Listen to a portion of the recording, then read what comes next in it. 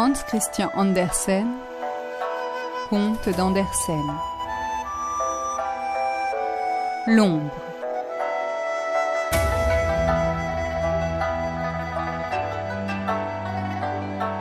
C'est terrible, comme le soleil brûle dans les pays chauds. Les gens y deviennent bruns comme de l'acajou, et dans les plus chauds, noirs comme des nègres. Un savant était arrivé de son pays froid dans un de ces pays chauds, où il pensait pouvoir se promener comme chez lui. Mais bientôt il fut persuadé du contraire. Comme les gens raisonnables, il fut obligé de s'enfermer toute la journée chez lui. La maison avait l'air de dormir ou d'être abandonnée. Du matin jusqu'au soir, le soleil brillait entre les hautes maisons, le long de la petite rue où il restait. En vérité, c'était insupportable. Le savant des pays froids, qui était jeune encore, se croyait dans une fournaise ardente. Il maigrit de plus en plus, et son ombre se rétrécit considérablement. Le soleil lui portait préjudice. Il ne revenait véritablement à la vie qu'après le coucher du soleil. Que d'agréments alors! Dès qu'on allumait la bougie dans la chambre, l'ombre s'étendait sur tout le mur, même sur une partie du plafond. Elle s'étendait le plus possible pour reprendre des forces. Le savant, de son côté, sortait sur le balcon pour s'y étendre, et à mesure que les étoiles apparaissaient sur le beau ciel, il se sentait peu à peu revivre. Bientôt, il se montrait du monde sur chaque balcon de la rue. Dans les pays chauds, chaque fenêtre a un balcon, car il faut de l'air même aux gens de couleur acajou. Comme tout s'animait alors, les cordonniers, les tailleurs, tout le monde se répandait dans la rue. On y voyait des tables, des chaises et 1000 lumières. L'un parlait, l'autre chantait. On se promenait. Les voitures roulaient, les ânes passaient en faisant retentir leurs sonnettes. Un mort était porté en terre au bruit des chants sacrés. Les gamins lançaient des pétards, les cloches des églises carillonnaient. En un mot, la rue était bien animée. Une seule maison, celle qui se trouvait en face du savant, ne donnait aucun signe de vie. Cependant, quelqu'un y demeurait, car des fleurs admirables s'épanouissaient sur le balcon, et pour cela il fallait absolument que quelqu'un les arrosât. Aussi, le soir, la porte s'ouvrait, mais il y faisait noir, une douce musique sortait de l'intérieur. Le savant trouvait cette musique sans pareille, mais peut-être était-ce un effet de son imagination, car il eût trouvé toute chose sans pareille dans les pays chauds, si le soleil n'y eût brillé toujours. Son propriétaire lui dit qu'il ignorait absolument le nom et l'état du locataire d'en face. On ne voyait jamais personne dans cette maison, et quant à la musique, il la déclarait horriblement ennuyeuse. C'est quelqu'un qui étudie continuellement le même morceau sans pouvoir l'apprendre, dit-il. Quelle persévérance! Une nuit, le savant se réveilla et crut voir une lueur bizarre sur le balcon de son voisin. Toutes les fleurs brillaient comme des flammes, et au milieu d'elles se tenait debout une grande demoiselle svelte et charmante, qui brillait autant que les fleurs. Cette forte lumière blessa les yeux de notre homme. Il se leva tout d'un coup et alla écarter le rideau de la fenêtre pour regarder la maison d'en face. Tout avait disparu. Seulement, la porte qui donnait sur le balcon était entr'ouverte, et la musique résonnait toujours. Il fallait qu'il y eût quelque sorcellerie là-dessous. Qui donc habitait là? Où était donc l'entrée? Tout le rez-de-chaussée se composait de boutiques. Nulle part on ne voyait de corridor ni d'escalier conduisant aux étages supérieurs. Un soir, le savant était assis sur son balcon, et derrière lui, dans la chambre, brûlait une bougie.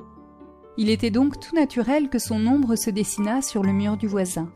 Elle se montrait entre les fleurs et répétait tous les mouvements du savant. Je crois que mon ombre est la seule chose qui vive là en face. Comme elle est gentiment assise entre les fleurs près de la porte entr'ouverte. Elle devrait être assez fine pour entrer, regarder ce qui se passe et venir me le raconter. Allez, va donc! Cria-t-il en plaisantant. Montre-moi au moins que tu sers à quelque chose. Allons, entre! Puis il fit un signe de tête à l'ombre, et l'ombre répéta ce signe. Va, mais ne reste pas trop longtemps. À ces mots, le savant se leva, et l'ombre fit comme lui. Il se tourna, et l'ombre se tourna aussi. Quelqu'un qui eût fait attention aurait pu voir que l'ombre entrait par la porte entr'ouverte chez le voisin, au moment où le savant entrait lui-même dans sa chambre, en tirant derrière lui le grand rideau. Le lendemain, lorsque ce dernier sortit pour prendre son café et lire les journaux, arrivé sous l'éclat du soleil, il s'écria tout à coup. Mais qu'est-ce donc? Où est mon ombre? Mais serait-elle en effet partie hier et pas encore revenue? Oh, c'est excessivement fâcheux. Grand était son dépit, non pas parce que l'ombre avait disparu, mais parce qu'il savait l'histoire d'un homme sans ombre, comme tout le monde dans les pays froids. Et si lui, revenu un jour, racontait sa propre histoire, on l'accuserait de plagiat sans qu'il le méritât le moins du monde. Il résolut donc de n'en parler à personne. Eh bien, il fit. Le soir, il retourna sur son balcon après avoir bien posé la lumière derrière lui pour faire revenir son ombre. Mais il eut beau se faire grand, petit et répéter l'ombre n'apparut pas. Cette séparation le tourmenta beaucoup, mais dans les pays chauds, tout repousse bien vite, et au bout de 8 jours, il remarqua, à son grand plaisir, qu'une nouvelle ombre sortait de ses jambes lorsqu'il se promenait au soleil. La racine de l'ancienne y était probablement restée. Au bout de 3 semaines, il avait une ombre convenable qui, dans son voyage au pays du Nord, crut tellement que notre savant aurait pu se contenter de la moitié. Revenu dans son pays, il composa plusieurs livres sur ce que le monde a de vrai, de beau et de bon. Et bien des années s'écoulèrent ainsi. Un soir qu'il était assis dans sa chambre, quelqu'un frappa à la porte. « Entrez » dit-il. Mais personne n'entra. Il alla ouvrir et vit un homme très grand et très maigre, du reste parfaitement habillé et de l'air le plus comme il faut. « À qui ai-je l'honneur de parler » demanda le savant. « Je me doutais bien que vous ne me reconnaîtriez pas, » répondit l'homme délicat. « Voyez-vous, c'est que je suis devenu corps. J'ai de la chair et je porte des habits. Ne reconnaissez-vous pas votre ancienne ombre? Vous avez cru que je ne reviendrai plus. J'ai eu bien de la chance depuis que je vous ai quitté. Je suis riche et j'ai par conséquent les moyens de me racheter. » Puis il fit sonner un tas de breloques attachés à la lourde chaîne d'or de sa montre, et ses doigts couverts de diamants lancèrent 1000 éclairs. « Mais je n'en reviens pas, » dit le savant. « Qu'est-ce que cela signifie ?» Certes, cela est extraordinaire en effet, mais vous-même, n'êtes-vous pas un homme extraordinaire? Et moi, vous le savez bien, j'ai suivi vos traces dès votre enfance. Me trouvant mûr pour faire seul mon chemin dans le monde, vous m'y avez lancé, j'ai parfaitement réussi. J'ai eu le désir de vous voir avant votre mort, et en même temps de visiter ma patrie. Vous savez, on aime toujours sa patrie. Sachant que vous avez une autre ombre, je vous demanderai maintenant si je dois quelque chose à elle ou à vous. Parlez, s'il vous plaît. « Mais c'est donc véritablement toi ?» répondit le savant. « C'est extraordinaire. Jamais je n'aurais cru que mon ancienne ombre me reviendrait sous la forme d'un homme. » « Dites ce que je dois. » reprit l'ombre. « Je n'aime pas les dettes. »« Mais de quelle dette parles-tu? Tu me vois tout heureux de ta chance. Assieds-toi, vieil ami, et raconte-moi tout ce qui s'est passé. Que voyais-tu chez le voisin dans les pays chauds? » Je vous le raconterai, mais à une condition, c'est de ne jamais dire à personne ici dans la ville que j'ai été votre ombre. J'ai l'intention de me marier, mes moyens me permettent de nourrir une famille, et au-delà. Allons, sois tranquille, je ne dirai à personne qui tu es. Voici ma main, je te le promets. Un homme est un homme, et une parole... Et une parole est une ombre. À ces mots, l'ombre s'assit, et, soit par orgueil, soit pour se l'attacher, elle posa ses pieds chaussés de bottines vernies sur le bras de la nouvelle ombre qui gisait aux pieds de son maître comme un caniche. Celle-ci se tint bien tranquille pour écouter, impatiente d'apprendre comment elle pourrait s'affranchir et devenir son propre maître. Devinez un peu qui demeurait dans la chambre du voisin. Commença la première ombre. C'était une personne charmante, c'était la poésie. J'y suis resté pendant 3 semaines et ce temps a valu pour moi 3000 ans. J'y ai lu tous les poèmes possibles, je les connais parfaitement. Par eux, j'ai tout vu et je sais tout. La poésie? S'écria le savant. Oui, c'est vrai qu'elle n'est souvent qu'un ermite au milieu des grandes villes. Je l'ai vue un instant, mais le sommeil pesait sur mes yeux. Elle brillait sur le balcon comme une aurore boréale. Voyons, continue. Une fois entrée par la porte entr'ouverte. Je me trouvais dans l'antichambre et il faisait à peu près noir. mais j'aperçus devant moi une file immense de chambres dont les portes étaient ouvertes à 2 battants. La lumière s'y faisait peu à peu, et sans les précautions que je pris, j'aurais été foudroyé par les rayons avant d'arriver à la demoiselle. « Mais enfin, que voyais-tu » demanda le savant. Je voyais tout, comme je vous le disais tout à l'heure. Certes, ce n'est pas par fierté, mais comme homme libre, et avec mes connaissances, sans parler de ma position et de ma fortune, je désire que vous ne me tutoyez pas. Je vous demande pardon, c'est une ancienne habitude, vous avez parfaitement raison et ça ne m'arrivera plus. Bon, que voyez-vous ? Tout. J'ai tout vu et je sais tout. Mais quel aspect vous offraient les salles de l'intérieur ? Ressemblaient-elles à une fraîche forêt ou à une sainte église ou à un ciel étoilé ? Elles ressemblaient à tout cela. Il est vrai que je ne les traversais pas, mais de l'antichambre, je vis tout. Mais enfin, les dieux de l'Antiquité passaient-ils par ces grandes salles ? Les anciens héros y combattaient-ils ? Est-ce que des enfants charmants y jouaient ou racontaient leurs rêves ? Je vous répète encore une fois que j'ai tout vu. En y entrant, vous ne seriez pas devenu un homme, mais moi, j'en devins un. J'ai appris à connaître ma véritable nature, mes talents et ma parenté avec la poésie. Lorsque j'étais encore avec vous, je n'y réfléchissais jamais. Mais vous devez vous rappeler comment je grandissais toujours au lever et au coucher du soleil. Au clair de la lune, je paraissais presque plus distinct que vous-même, seulement je ne comprenais pas alors ma véritable nature. C'est dans l'antichambre que j'ai appris à la connaître. J'étais mûr au moment où vous m'avez lancé dans le monde, mais vous partiez tout à coup en me laissant presque nu. J'eus bientôt honte de me trouver dans un pareil état. J'avais besoin de vêtements, de bottes, de tout ce vernis qui fait l'homme. Je me cachais, je vous le dis sans crainte, persuadé que vous ne l'imprimerez pas, je me cachais sous les jupons d'une marchande de gâteaux qui ignorait ma valeur. Le soir seulement, je sortais pour courir les rues au clair de la lune.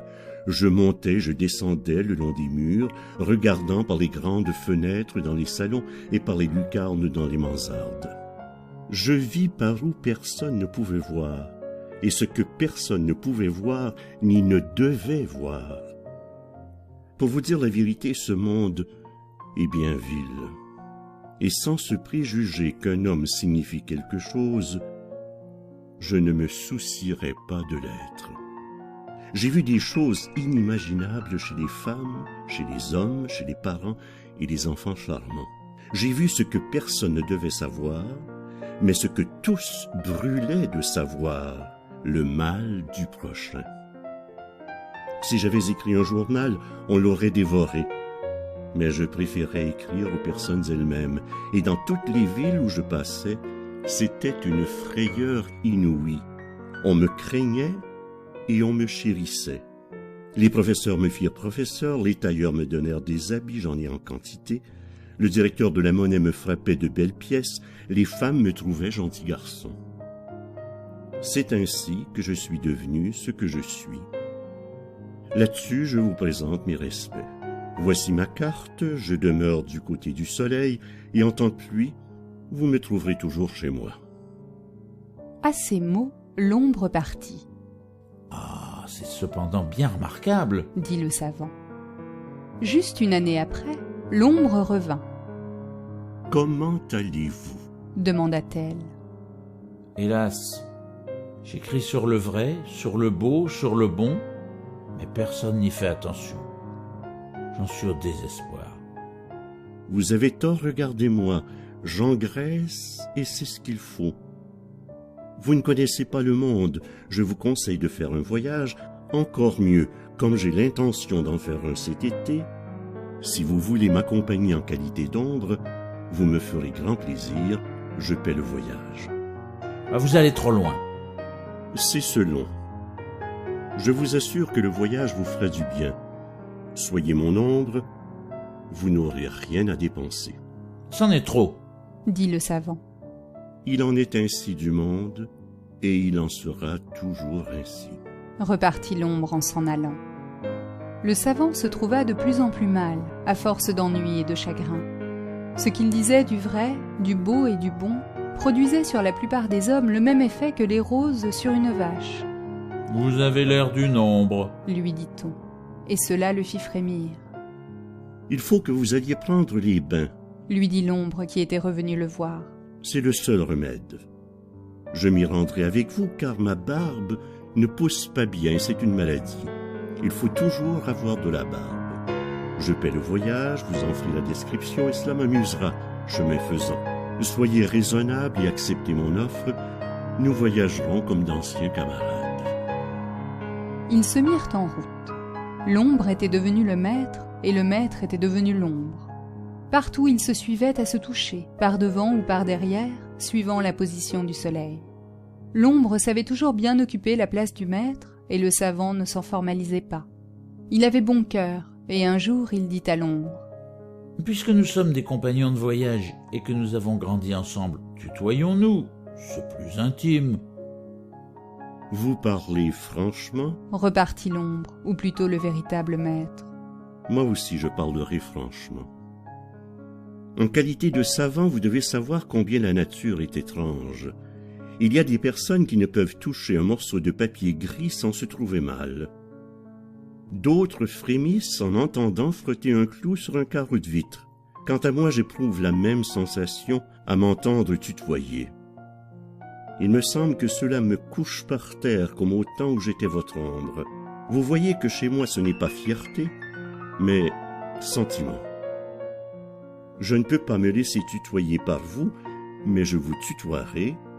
Ce sera la moitié de ce que vous désirez. » Dès ce moment, l'ombre tutoya son ancien maître.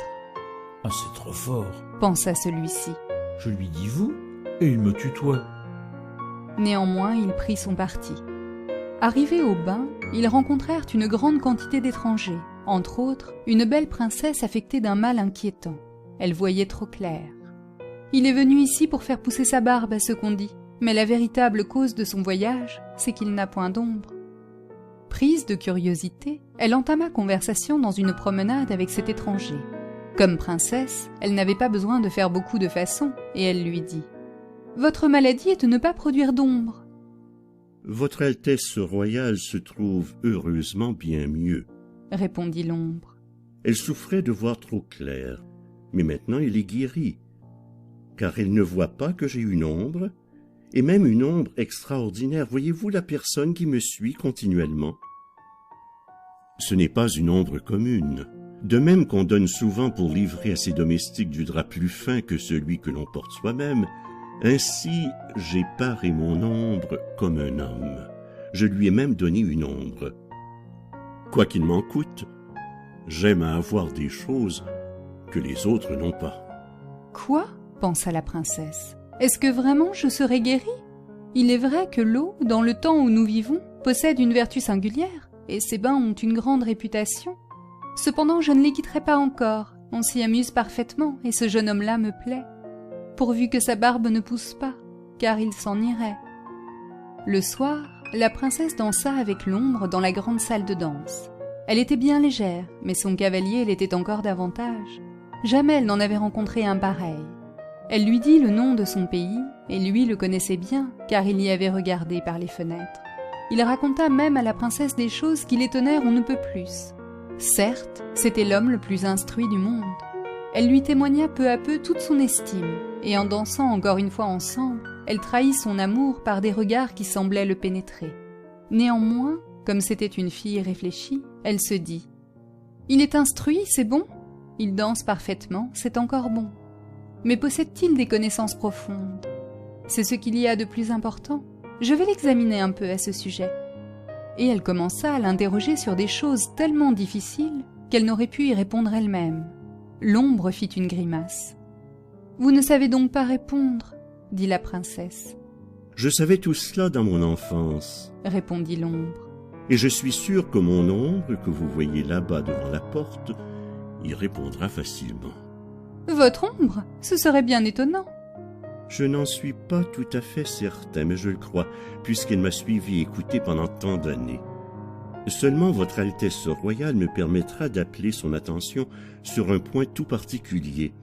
Cette ombre est tellement fière d'appartenir à un homme que pour la trouver de bonne humeur, ce qui est nécessaire pour qu'elle réponde bien, il faut la traiter absolument comme un homme. « Je l'approuve, » dit la princesse. Puis elle s'approcha du savant pour lui parler du soleil, de la lune, de l'homme sous tous les rapports. Il répondait convenablement et avec beaucoup d'esprit. « Quel homme distingué, pensa-t-elle, pour avoir une ombre aussi sage. Ce serait une bénédiction pour mon peuple si je le choisissais pour époux. » Bientôt la princesse et l'ombre arrêtèrent leur mariage. Mais personne ne devait le savoir avant que la princesse fût de retour dans son royaume. « Personne, pas même mon ombre, » dit l'ombre, qui avait ses raisons pour cela. Lorsqu'ils furent arrivés dans le pays de la princesse, l'ombre dit au savant: « Écoute mon ami, je suis devenu heureux et puissant au dernier point, et je vais maintenant te donner une marque particulière de ma bienveillance. Tu demeureras dans mon palais, tu prendras place à côté de moi dans ma voiture royale, et tu recevras 100 000 écus par an. Cependant, j'y mets une condition, c'est que tu te laisses qualifier d'ombre par tout le monde. Jamais tu ne diras que tu as été un homme. Et une fois par an, lorsque je me montrerai au peuple sur le balcon éclairé par le soleil, tu te coucheras à mes pieds comme une ombre. Il est convenu que j'épouse la princesse, et la noce se fait ce soir. »« Ah non, non, c'en est trop. » s'écria le savant. « Jamais je ne consentirai à cela. Je détromperai la princesse et tout le pays. Je veux dire toute la vérité. Je suis un homme, et toi, tu n'es qu'une ombre habillée. »« Personne ne te croira. Sois raisonnable, ou j'appelle la garde. »« Je vais de ce pas trouver la princesse. »« Mais moi j'arriverai le premier, et je te ferai jeter en prison. » Puis l'ombre appela la garde, qui obéissait déjà au fiancé de la princesse, et le savant fut emmené. « Tu trembles ?» dit la princesse en revoyant l'ombre. « Qu'y a-t-il donc? Prends garde de tomber malade le jour de ta noce. »« Je viens d'essuyer une scène cruelle. Mon ombre est devenue folle. Figure-toi qu'elle s'est mise en tête qu'elle est l'homme et que moi je suis l'ombre. »« C'est terrible! J'espère qu'on l'a enfermée. »« Sans doute. Je crains qu'elle ne se remette jamais. » « Pauvre ombre, » dit la princesse, « elle est bien malheureuse. Ce serait peut-être un bienfait que de lui ôter le peu de vie qui lui reste. Oui, en y songeant bien, je crois nécessaire d'en finir avec elle secrètement. »« C'est une affreuse extrémité, » répondit l'ombre en ayant l'air de soupirer. « Je perds un fidèle serviteur. » Quel noble caractère, pensa la princesse. Le soir, toute la ville fut illuminée. On tira le canon. Partout retentissait la musique et les chants. La princesse et l'ombre se montrèrent sur le balcon, et le peuple, enivré de joie, cria 3 fois « Hurrah !» Le savant ne vit rien, n'entendit rien, car on l'avait tué.